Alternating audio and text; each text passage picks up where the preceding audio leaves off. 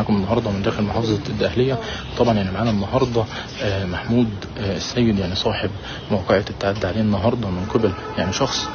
طبعا كلنا شفنا وتابعنا الواقعه ومتابعنا مشاهدين، يعني خلونا نتابع مع حضراتكم ونعرف منكم كل التفاصيل اللي حصلت النهارده. معلش يا استاذ شريف خشب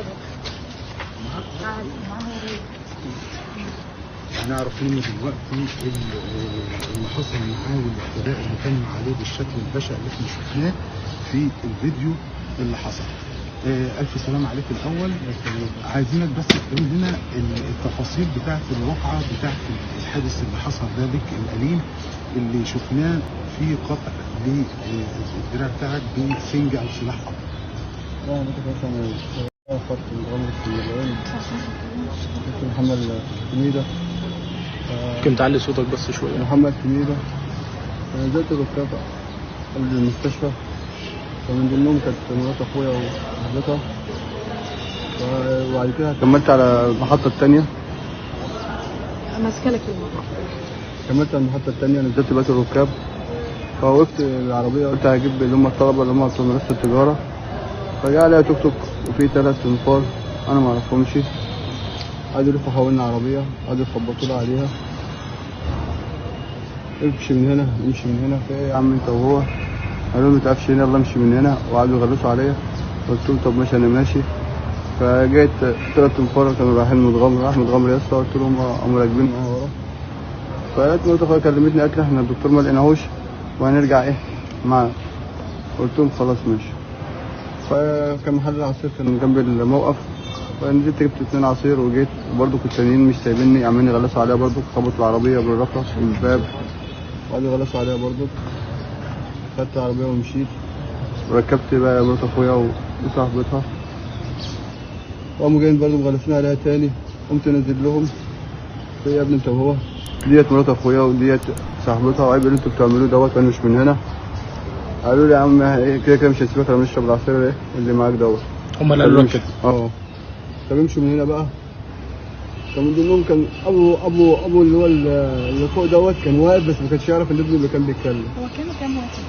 كانوا 3 والسواق. المهم نزعت معاهم، قاموا ايه مشوا بالتوك. مشيت انا تاني برضه، في نفرين برضه وقفوني احمد غمر وقلت لهم ركبوا معايا ورا، وبرضه قاموا جايين برضه مغلسين عليا، قمت نازل لهم، قاموا خدوا توك توك وجريوا. استنوني بقى فين حضرتك؟ مكان الموقع اللي هو اللي حصلت الفيديو، مكان الواقع اللي حصل. يعني انت اتخانقت في البدايه وسبتهم ومشيت وهم تتبعوك؟ كلمتهم؟ نزلت اتكلمت معاهم يعني؟ انا مش من هنا. دي مرات اخويا. دي تبعوه 3 مرات. دي مرات اخويا وديت صاحبته، ما ينفعش انتوا بتعملوا دوت عيب. برضه اصروا يمشوا ورا لحد المره اللي هو راحها. قابلوني بقى في الاخر كده، لقيتهم بقى فتحوا باب العربيه وهم منزليني منه، لقيت واحد نزل لي بقى بالسنجه كده، لقيت عصايه. وبامانه الله لو ما كانش العصايه دي بامانه الله كانت سجانه موت بالامانه يعني. بتاع حضرتك الفيديو هتلاقي كف ايد اصلا وقع لوحده. اتكسر، العظم اتكسر. اللي حصل في الفيديو انت اللي كانت معاك هي مرات اخوك وقريبتك. كانوا بيقولوا لك انا سمعت جمله كده صعبه قوي، هات اللي معاك وتاخد كام.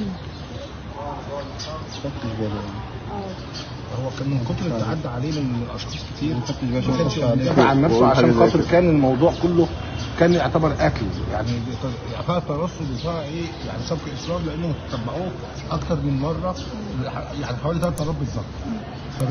من كتر الاعتداء عليه، وكان هو ما كانش كل باله ان هو يدافع عن نفسه بالعصايه اللي شافها او اللي لقاها تحت التوك توك على الارض، بقى يدافع عن نفسه، ما يعرفش ايه بقى اللي بيتقال، يعني الكلام اللي كان بيتقال ما كانش في وعيه، وبعد الاصابه يعتبر راح في غيبوبه بعد. انت شفت السلاح اللي هم قبل ما تفتكر اللي معاهم؟ انا فوجئت ده جاي من جنب التوك توك كده اصلا، لقيته جاي سنجه كبيره كده، انا اتوهمت اصلا. ما تعرفهمش انت اصلا ولا في بيني يعني ما كانش في ما بينكم خلافات سابقه؟ انت اصلا مش من المكان. لا مش من المكان ده، خلينا احنا يوصل الناس. شغال اجر على الخط يعني ده اول لقاء بينك وبينهم ان انت تتقابلوا مع بعض، وشفت اللي هم اللي بيرخموا عليك بشكل 3 مرات ورا بعضيهم كده.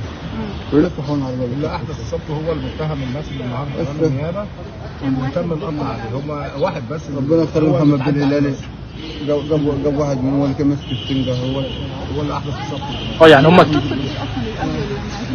المستشفى قالت لك ايه؟ السبب مش عارف. بعد العمليه اللي اتعملت حوالي 8 ساعات واكثر، لان كان في تقريبا لحد الحاله لسه ما استقرتش اذا كان في عطل في الاربطه او هيحصل فيها يتخلف عنها عاهه مستديمه من عدمه. فاحنا طلبنا حالتها حالته للطب الشرعي، وبعد التقرير النهائي هيبان بقى اذا كان هيتكلم عن الطب الشرعي، هيبان اذا كان الموضوع هيبقى فيه عاهه مستديمه من عدمه. واحنا وجهنا اتهام للمتهم بان هي حاله من حالات النيه في القتل، لان كان المفترض ان هو كان لولا الدفاع عن نفسه بالعصايه اللي هو خدها ده كان ممكن يكون النهارده مقتول مش مصاب. فاحنا وجهنا له تهمه الشروع في القتل. يعني ما فيش سابق معرفه بينه وبين المتهمين ولا اي حاجه خالص. يعني بيروح يشوف ناس ويقابل ناس. لا يمكن عشان هو سواه وحضرتك سواه هذا هو سوته. طب ليه متربص لك انت بالذات 3 مرات؟ وربنا ما عرف عليه. هو ده انا ما اعرف. عشان مثلا شاف معاك قرايبك الاثنين. طب انت سمعت اقواله هو في النيابه المتهم؟ الاقوال النيابه ان هو بيقول حاجات ثانيه خالص، ان هو اللي كان بيضيق عليه الطريق ومش عارف ايه، وان هو اللي احدث الصف بالخشومه. طب الاصابه موجوده والعينه بينها. طبعا الفيديو موضح كل الكلام ده. الفيديو موضح كل شيء. مين اللي اتعدى على مين؟ اي متهم النهارده بيمثل امام النيابه، فعشان ان هو بيبقى معاه محامي او ان هو بيبقى موجود بيتسال بصفه كلام زي ده، لازم يوجه للطرف الثاني اي اتهام. اي اتهام بدليل ان المجني عليه النهارده اتعرض على النيابه النهارده اهو، واحنا قدام نيابه مركز مدغم وخلى سبيله من سراء النيابه. اما المتهم النهارده الثاني المسبب في الاصابه هو دلوقتي متهم ومحبوس، النيابه حبسته. طب ايه الشق القانوني اللي هيمشي؟ ايه الاجراءات اللي هتمشي معاه ومع اللجان؟ ان شاء الله باذن الله بعد ما نشوف التقرير النهائي النيابه طلبت تفريغ الكاميرات النهائيه اللي في المواقع كلها، وطلبت ان شاء الله التقرير الطبي النهائي. تمام. وهتعرض اللجنه عليه اللي هو المثل النهارده اللي حضراتكم شايفينه دلوقتي المصاب على الطب الشرعي اذا كان تخلف عن الاصابه عاهه مستديمه من عدمه. والنيابه تلبت ان شاء الله الحمد لله طلباتنا بان احنا وجهنا للمتهم شروع في قتل. والحمد لله رب العالمين ان وزاره الداخليه متمثله في مديريه امن الدقهليه السيد اللواء مدير امن، وبتكليف من سياده المقدم محمد بن هلالي، ان الحمد لله تمكن من القبض على المتهم بسرعه رهيبه جدا ووقت قياسي رهيب، واحنا بنشكره على كده. بنشكر وزاره الداخليه، بنشكر الدنيا كلها، بنشكر الناس اللي واقفه جنب محمود على اللي هو في دلوقتي، لان ده حاجه يعني متعرضه لنا في اي وقت لاي حد. مصر كلها بتدعي له النهارده محمود. عايزه اسالك، شفت الناس متعاطفه معاك جدا، الناس كلها عايزه حقك فيه. يعني قول لي برضه، عايزين ناكد تاني للمشاهدين ان انت كنت ماشي في طريقك عادي سواق، وهم اللي غلسوا عليك وهم اللي كانوا عايزين يعكسوا البنات اللي كانوا معاك وانت رفضت. لان طالع الميديا ان انت نازل تدافع عن زوجتك، ومره يقولوا لا اختك، مره مش عارف ايه. لا مش متزوج. فانا عايزاك تحكي. معلش احنا هنتعبك، معلش عارفه انك تعبان.